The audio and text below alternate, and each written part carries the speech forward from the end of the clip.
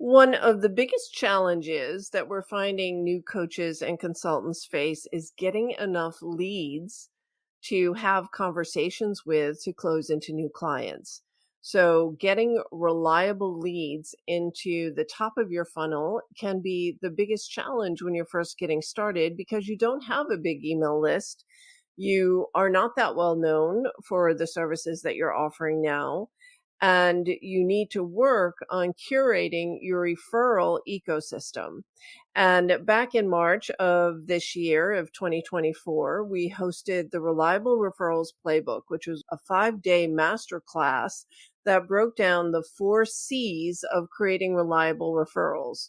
That is connecting with the right people, creating great content that establishes your position as a thought leader and is engaging for your audience, connecting people with converting conversations. So getting people into conversation and then converting those conversations into purchasers of your services. So connect, content, conversation, and convert. Those are the 4 C's. And I'm going to outline that entire strategy for you in this recording from day one of the Reliable Referrals Playbook. So buckle up, get ready to take notes, and dive into reliable referrals. And by the way, if you enjoy this training, please check out the show notes. Click the link to the Proven Profit Path, which is our June 2024 5-day masterclass that will help you dial in your service offerings, your pricing, how to stand out in your market, and how to exit the overwhelm by being in charge of your time. So if that appeals to you, join us June 3rd through 7th and click the link in the show notes to register. Enjoy this session, my friends. And if you have a highlight that you took away that you're applying to your business, send me a note on LinkedIn. I'd love to hear from you.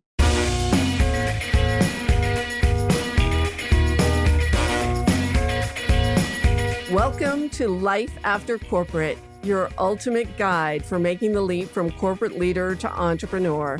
I'm Deb Boulanger, entrepreneur, executive leader, and founder of the Launch Lab for Women Entrepreneurs. This is your time to break through the glass ceiling once and for all and get your ticket to the C-suite. Come back each week to get the leading strategies, advice, and tools that will give you the skills and confidence you need to replace your corporate paycheck. Are you ready? Let's go. All right, welcome to the Reliable Referrals Playbook. Who's excited? Who's excited to grow your business by 6 figures through reliable referrals? And this is not theory. This is actually what can happen when you focus your attention and you put in a system for reliable referrals. Because once you dial in your focus, your behavior, your content, and how you are making connections online, this is something that can be systematized for growth. So why this conversation? Why now? Why is it important to talk about reliable referrals? So if you haven't taken the Reliable Revenue Scorecard, it's a wonderful assessment to bring you some immediate clarity on where you have strength in your business to generate consistent revenue and where you need to be focusing your attention. But here are the things that you shared with me in some of those assessments. And that was the need for a clear strategy and a plan. So some of the direct comments were, I have a great plan on paper for the next quarter, 3 years, 10 years, but I don't know how to achieve my goals with ease. And I don't have a solid strategy to feel like it will be achievable. So it's one thing to have a revenue goal. It's another thing to have a plan that's guaranteed to make you reach that revenue goal. And that's what a reliable referral playbook is. It's literally a guarantee that if you dial in your strategy, which is going to be unique to every person in this room, this is not a cookie cutter approach. If you dial in your strategy, you will be able to rely on a 6-figure lead stream this year that you didn't have in 2023. So again, lack of clear strategy from going where I am, which is lots of confidence in my value, to a clear set of actions. I have way too many ideas to grow my business and need help to find the needle movers. And this is so common, right? So for any entrepreneur, you have 16 different ways you could grow your business. but you only need to focus on 2 or 3 to be super successful. And if you are diluting your attention, you're diluting your focus, then you're compromising your returns on those investments. And then there are sales and marketing challenges, right? So when you left corporate to start your business, you have expertise. You have expertise in solving problems that have value for your clients. You might not be a sales and marketing expert. So there's so much more about sales and strategy to grow your business, and you're looking for someone to help you support you in that in your learning. So welcome to the room. This is exactly the right place to be. And visibility is your greatest need. And I have hired a social media manager. I have some strong opinions about visibility and outsourcing your visibility. So we can talk about that this week as well. Visibility is currency. Visibility right now in this market and these conditions is a requirement for growing your business. And it may even feel uncomfortable for some of you as we talk about that visibility strategy, because it might be more exposure than you're comfortable with. But don't worry, we will give you a formula for making that so much easier for your business. And of course, the reason why we're all here today is client acquisition and retention. So I'm hoping to develop a strategy to convert my ideal prospects to clients and earn some consistent revenue.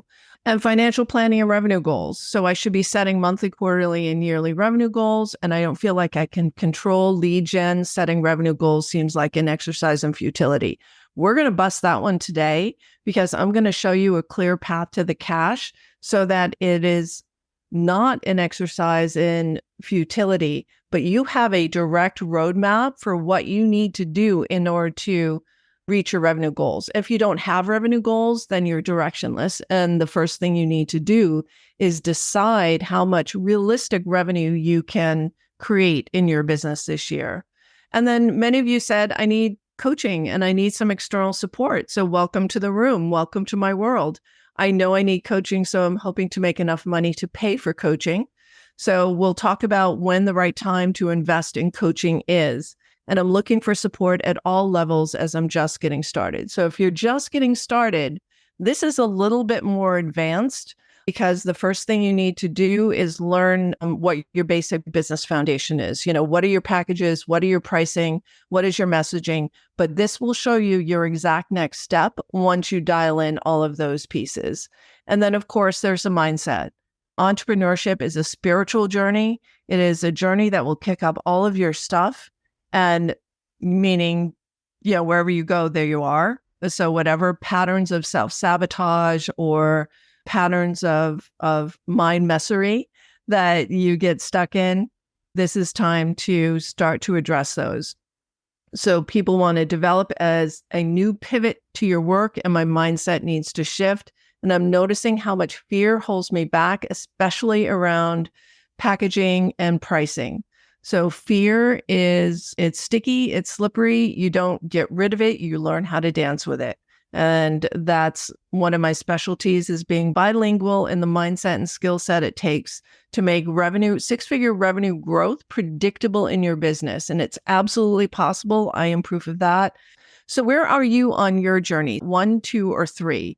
1, if you're an established entrepreneur, but referrals are slow in coming, or you're launching something brand new. 2, if you're a growing entrepreneur, maybe you have some ups and downs in revenue and you would like more predictable cash flow. And 3, for those of you who are just getting started, meaning you're earning less than $250,000 in revenue and you'd love to be able to crack the code to multiple 6 figures. So 1, 2, or 3. And I know everyone is going to be across the full spectrum, but that's great. So what's your referral score? Before we dive into today's training, on a scale of 1 to 5, where 1 is low and 5 is high, and this is in your workbook, by the way, and I'm not going to be calling out what's in your workbook, but right now I'm on page 2, the first page of content. I asked for by name, the 4C strategy for reliable referrals. What is your referral score? So where 1 is low and 5 is how successful have you been in getting business from referrals? And where are those referrals coming from? Are they coming from former colleagues in corporate? Do you have a formal referral partner network? Or is it ad hoc? Is it just from friends and other associates, or any combination?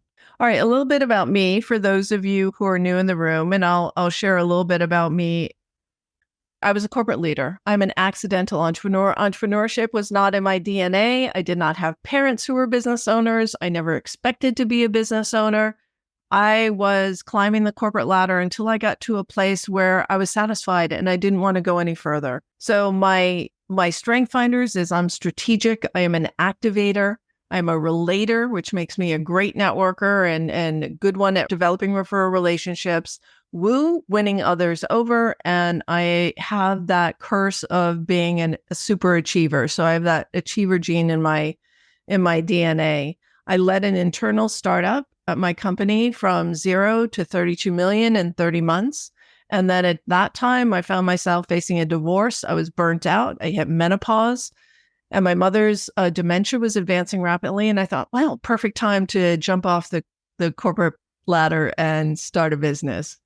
And I replaced my salary in 3 years.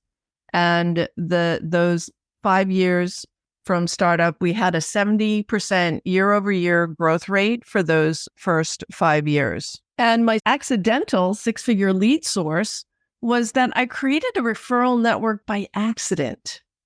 I joined a professional network and became an active member. And as I learned to love the members of that network, I decided that from the members that I was meeting, I could do a talk, right? And so I was frequently delivering webinars and workshops. And in that one webinar that I delivered for that one network, we had 550 people sign up for that talk. We had 200 people sign up. And I filled my entire one-on-one coaching practice. At that point, I was a life reinvention career coach. And I filled up my entire practice in that one webinar. And that's when it occurred to me that, wow, this is a fantastic strategy for creating reliable referrals. And what happened was those clients from that network went back to the network. And whenever anyone was, after I launched the Launch Lab, whenever anyone said, oh, I want to move from corporate and launch a business, who was the first person that they referred to? It was me. And once I realized that I could pour into my networks and get a steady stream of reliable referrals, what do you think I did? I joined more networks. I started pouring into those communities and I started getting multiple 6-figure lead streams from these various communities of which I was a member. So that is part of the training that we're doing here today. And we'll talk more about that on Wednesday. So what is a referral network? I want to define it for all of us today. It could be a network of colleagues. It could be current and former clients.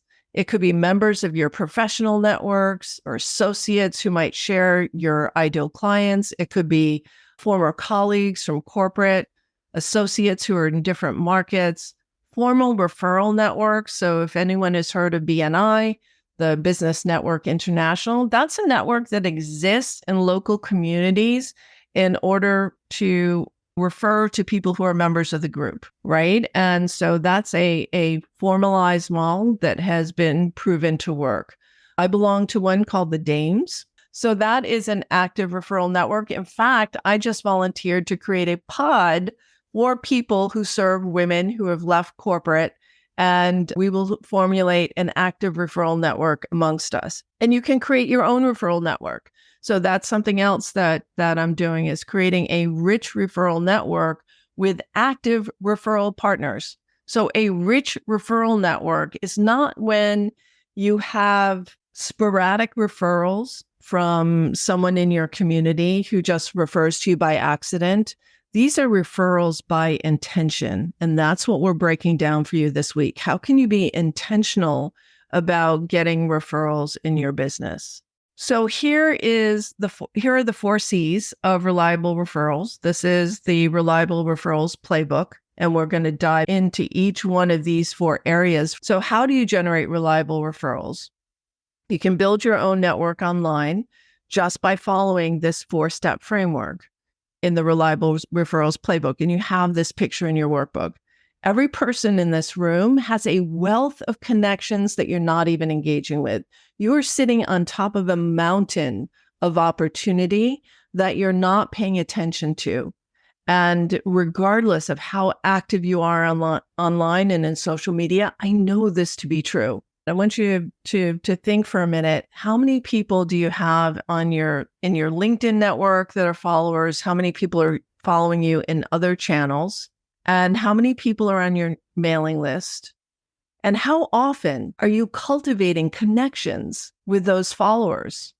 So most of the people that are in our potential referral ecosystem, we're not even connecting with. And so the first step in reliable referrals is to connect. And how do you purposefully connect to others who might be ideal customers or who might refer to you? You know, we have weekly practices for proactive outreach, and our content is so dialed in that we are connecting with people in our networks through compelling content and through offering free resources. So that is part of the strategy. And we're going to dive deep into how to create compelling content. You can't outsource your thought leadership. Just think about that for a moment. People are buying your expertise. You can't outsource your thought leadership to a social media marketing manager who doesn't have your wealth of expertise. So if you're paying for, some watered down social media posts or some carousels or pictures with words on them that aren't generating real connections for you, that aren't leading to conversations, that aren't converting into clients, then you're wasting your time with your content. So how many followers do you have? Who feels like you're not doing content regularly? You have 4,000 followers. You have 4,000. You're posting daily in LinkedIn, Facebook, YouTube, once a week. I would ask you, is that getting you conversations with potential clients? So Kelly, since you have less than 100, it's something to keep working on, right? So you need to grow your referral network. Esther, over 100 on LinkedIn, but not cultivating at all. Exactly. So these are your referral partners. These are your future clients. These are people. And I'll go into detail in a moment about why this is so important right now, because the markets are changing and what was working before isn't working any longer. We have 1 billion users on LinkedIn. We have 1.4 billion on Instagram, 3 billion on Facebook, right? And if you belong to industry associations, professional networks, or mastermind groups, you have hundreds, if not thousands, of other connections that you're not tapping into. So how do you stand out when the market is this crowded if you're not looking at the people in your ecosystem and making connections, and then creating engaging content that gets them excited, that helps them, solve a challenge, or connecting for a conversation? And I'm not talking about coffee chats. You ain't got no time for coffee chats. Coffee chats are not worthwhile. They're not an effective use of your time. So we need to use your content and conversations online to call through who is an appropriate prospect to have a conversation with. And then you need to ask for the conversation. So who here has trouble asking for a conversation? Who feels sleazy or pitchy or salesy if you want to engage in someone in conversation? So these are the keys to the kingdom, my friend. These are the things that will help you grow your business this year. And you need to be proactive. So this week, you'll also learn to be seen and heard above the noise in your market and become easily referable by those whom you personally know and even those you don't know. I get referrals from people who I don't personally know. I get referrals from people who have listened to a podcast. I get referrals from people who have attended a free training that I did 6 months or a year ago, and they didn't become a client, but they love my message and they refer others to me. So here are the 4 C's. Connect with people in your network who represent your ideal clients or ideal referral partners. Extend the invitation. Leverage the ability to connect with people who match your ideal client profile and engage them in conversation. And note that I didn't say link slap people, right? So we do not post a link without permission, right? So we are curious about getting to know you. What made you launch your business? What is your biggest challenge right now? If we have a free resource for you, we'll share it with you. If we have a podcast episode, if we have we're going to go through the revenue calculator in a minute. It's another free resource we share. It's about extending an invitation to people. You join those industry networks and professional associations and connect with the members intentionally. Don't have time for coffee chats, as I said, neither do I. So host group sessions where you can meet more people in 30 minutes than spending hours on 15-minute coffee chats that go nowhere. So we want to leverage your time because as the CEO of a growing business, especially if you're at that level 3, where you're in hyper growth mode or in your level 2 in growth mode, your time as a CEO gets really dialed in. And in content, it's important to know what to say when you reach out to potential clients or partners. What is the number one challenge they're dealing with? How can you be of service to them? And how can you come from a place of giving rather than getting? And that goes a long way in developing a strong referral network, along with knowing what to say, right? So your message needs to be memorable. If you sound like everyone else in your category, you're going to blend in. And you need to develop your voice for something that you believe in. You need to develop your conviction, your thought leadership. You need to be able to dial in hot headlines that stop the scroll and get someone's attention. You need to become a compelling storyteller. And you need to be able to stop the scroll with your thought leadership and give people a paradigm shift to think differently about their challenges or think differently about their solutions. And you need to be consistent with your content. It's not enough to be thought-provoking once a month or even once a week. And if you're in 5 different social media platforms, maybe you need to dial it into just 2 and really work those programs to maximum effectiveness, because each social media platform will have a different strategy that will work for it, right? So you can't be repurposing content from one platform to the other and expect it's going to land in a different environment. And your message needs to stand out, to be different, innovative. Give your clients that new way of thinking. And then conversations. You can't rely on your content to do the selling for you. So if you have been posting in social media and you are waiting for someone to reach out to you and connect with you, it's not going to happen. You need to engage in conversation. Well, I won't say it's not going to happen. It's a rare occurrence. It's not something that you can bank on. So what we want to do is make sure that you have dialed in your strategy for engaging conversations with potential buyers or potential referral partners or potential speaking contacts. Many of the entrepreneurs I know are introverts. It's very uncomfortable to talk to strangers, and I have a cure for that. So who here hates networking events? I can't stand networking events. Here's the reason. And if you love them, type in chat that you love them, because it's overwhelming and it's uncomfortable to talk to strangers. So when you enter a room and it's a networking event, you're thinking, oh my God, like how quickly can I get out of here? And how do I navigate this space and find who I can relate to? Who's going to be a good connection for me, whether it's a good prospect connection, a good referral partner connection. So does anyone remember the TV show Cheers? So my Cheers strategy is something that I'm going to share with you this week too. But it's about getting in the right rooms and becoming known as the leader in those rooms.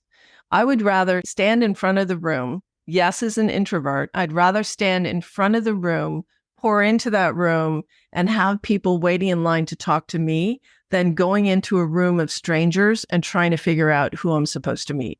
All right, convert. Once you connect, you offer relevant content and you engage in conversation. It's time to create conversations that convert into clients. And when I first start working with my clients, most don't know how to sell. They are great in their zone of genius as coaches or consultants or other experts, but they truly suck at sales.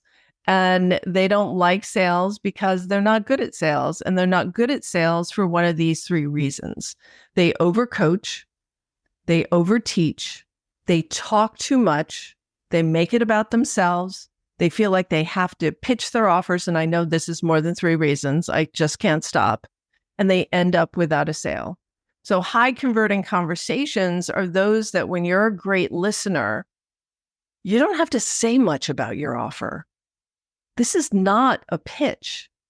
This is not a coaching session. This is not a consult. This is an exploration of the challenges and desires that your potential client is experiencing right now. And many find the sales process unpleasant. And what do you do when something's unpleasant? You avoid it, right? So you're not engaging in sales conversations because it feels uncomfortable. So that's the first thing that we need to get over. To benefit from this reliable referral network, you need to be good at closing the deals. And most left to their own devices either speed through the offer, don't make an offer at all, fail to follow up in an effective way. So we're also going to talk about standard operating procedures and systems and processes this week so that you don't fail on the follow-up.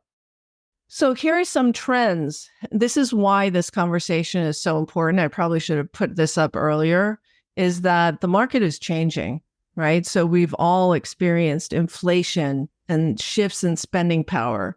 So inflation erodes people's purchasing power, leading the people and the businesses to start cutting back on spending. So since services like coaching and consulting are often seen as discretionary or nice to haves, they can be particularly vulnerable when people tighten their belts.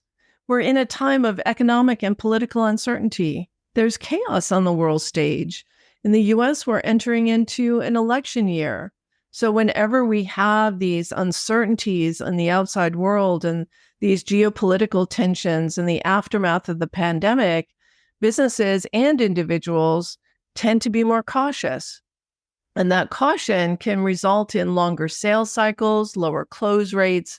So if you've been experiencing that in the last year, longer sales cycles, lower close rates in the coaching and consulting industry, it's normal.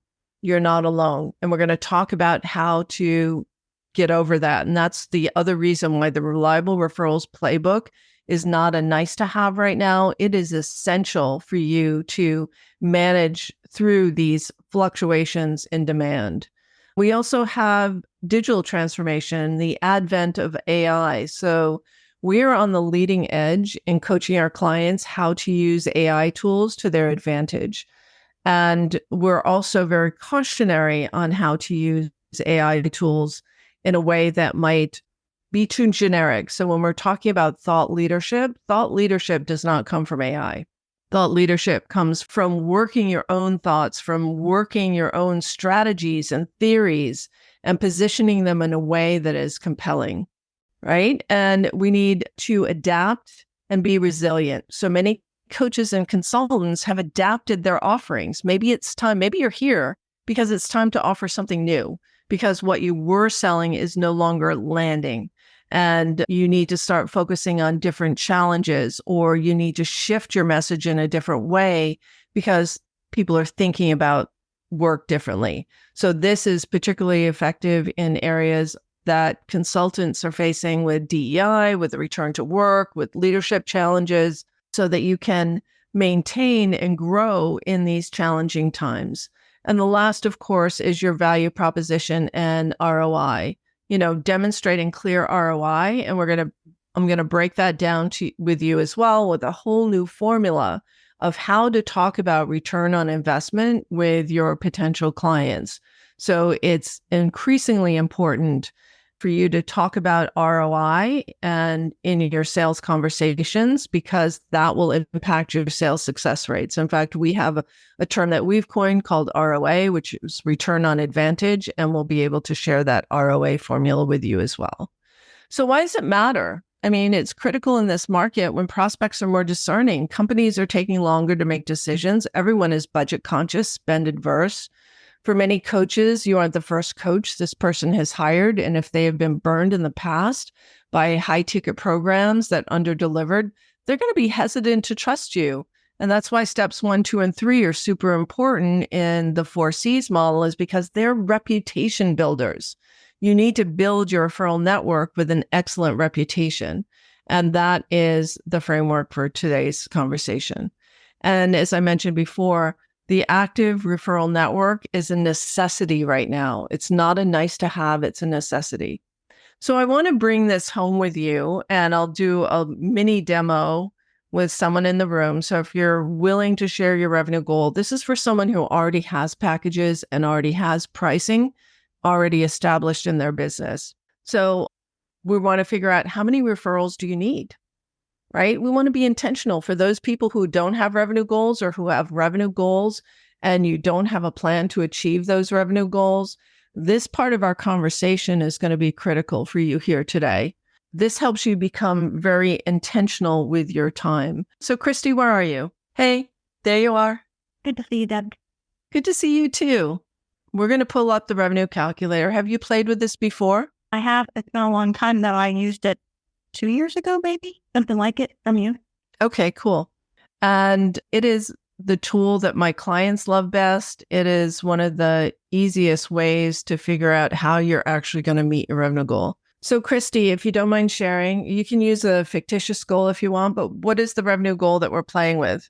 150,000. And what are your offers?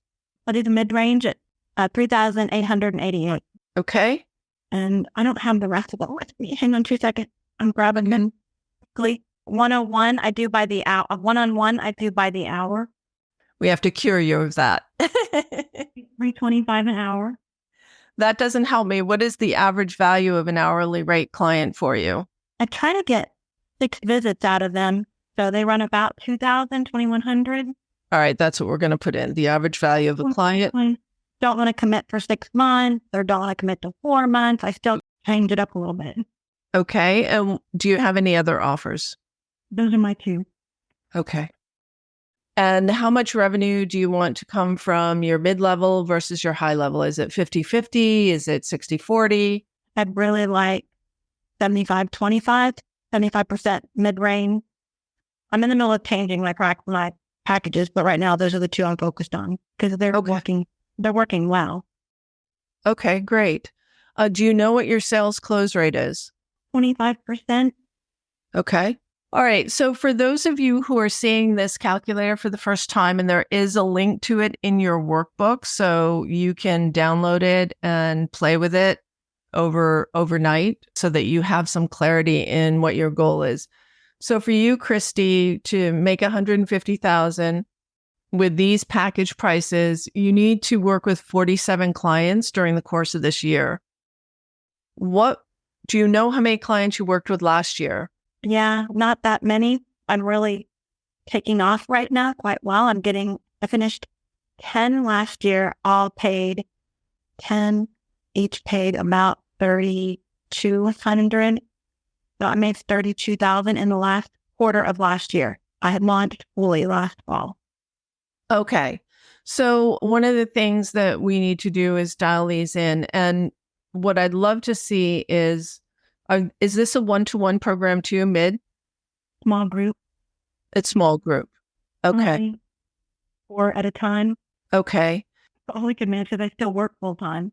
Oh, you still work full time. Okay. So you're limited. So could you even handle 47 clients working full time? Not right now, but my contract with my job ends in October. So I'm trying to scale it sequentially. So what I'm going to recommend to you is that we look at increasing your prices. So, we want to get to a place where, ideally these are still low, but you have at least a $5,000 offer, right? So dealing with 30 clients in a year, your first year in business, especially if you are still employed, is going to be a heavy lift. What this number is, everyone, is this is the number of sales conversations she has to have every week at this 25% sales close ratio in order to get 33 clients. And she needs to talk to 133 prospects in the course of the year. So thank you, Christy, for being a good sport and demoing the revenue calculator with me. So for most of you, as you do the revenue calculator for yourself, I want you to look and ask yourself, is my revenue goal realistic? Do I have enough connections in my professional networks that I could generate enough leads in order to make this revenue goal a reality? So I'm going to close us out here with the rest of the presentation, and then we can take questions. So your homework in your workbook is to identify the professional networks, the industry associations, and the groups where your ideal clients gather. Make a list of trusted colleagues who share your ideal client avatar. So ICA is your ideal client avatar, which is the profile of your ideal client, but they're adjacent to you in your category, right? So if you're a business coach like I am, or business mentor like I am, adjacent to my category are leadership consultants, executive coaches who may be coaching women in corporate and have clients who have made the decision to make the leap to entrepreneurship. It could be social media strategists, branding consultants, copywriters, anyone who serves my ideal client community, but they're not direct competitors. So your homework is to make a list of target people. And there are two types of people. And there are people, and you know them, who are transactional, who are in it for themselves, and who are very in it for the sale. Those are the people that slap you links day in, day out on your social media direct message feed. They are transactional. They are looking at a numbers game and figure if enough people are going to pop, if I post 100 links, maybe I'm going to get 2. And then there are relators and uplifters. And I fall into category number 2. And in my 11 years as a business coach, a mentor, and advisor, I find that relators and uplifters are the ones that have more success because givers gain. So what are your takeaways? What will you do with today's information? Where is your 6-figure lead stream? So what is your biggest takeaway from our conversation today? And we can go into Q&A. We have about 10 plus minutes. So I'm going to turn it over to Kat. Hey, everyone. So we had a couple questions come through, and I want to start with a question from Karen. Karen asked, during the convert call that you mentioned, Deb, as you listen to their challenges, do you offer solutions at that point? I don't offer a solution until the very end, if it's a good fit. Yeah, so the purpose of a converting conversation is to get people to understand why they're there and what they want, what keeps them stuck, and why they don't have it already. And to create some urgency around it, because we're human and we have unconscious brains, this unconscious mind that is so indelibly connected to staying the same, right? So the nuances of a sales conversation, I did a podcast interview with Chris Voss. If you've ever read his book, Never Split the Difference, he's an former FBI hostage negotiator. And the purpose of sales conversations is to really help people understand what they want, why they don't have it, and what the value of change is. Because left to our own devices, people are not motivated to change. We want to change. Logically, we want 6 figures. We want a certain revenue goal, but we're not willing to change our minds in order to get that. Is that helpful? It is. Do you typically follow up with a free coaching call that then gives them a sample or no? Okay. No samples, no free samples. My free samples is the content, and my clients are laughing. My free samples are the content that you get in and out. This is a free sample.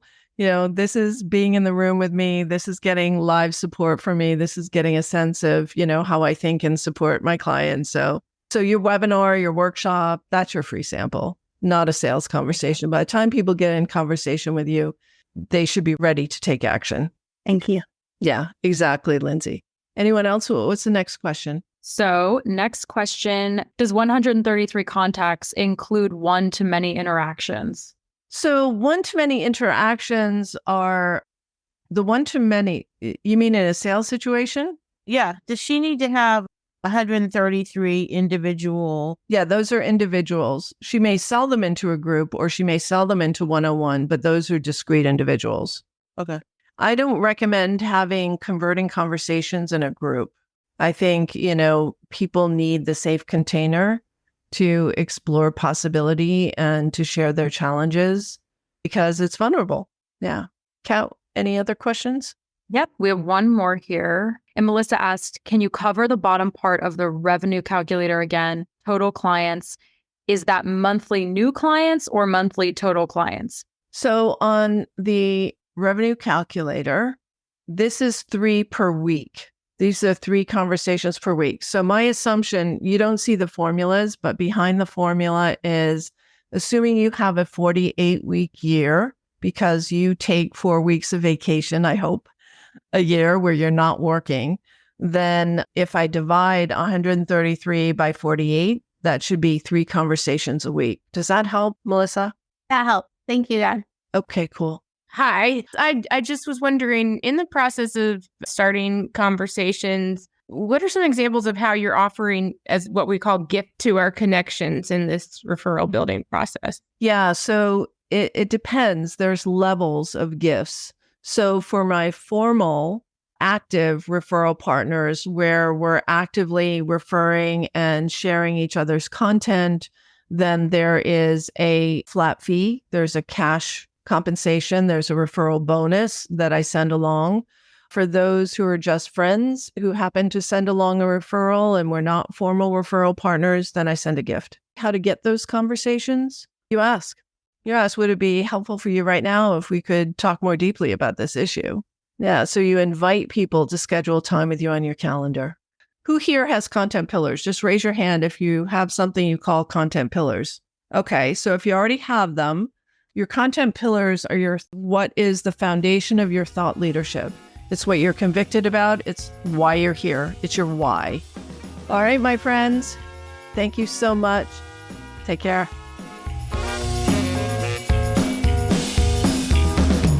Thanks for listening, my friend. If you enjoyed this show, please head over to iTunes and subscribe and leave us a review. And be sure to hop over to the Life After Corporate Facebook group and join other growing entrepreneurs to get weekly tips on how to create more money and meaning doing work you love.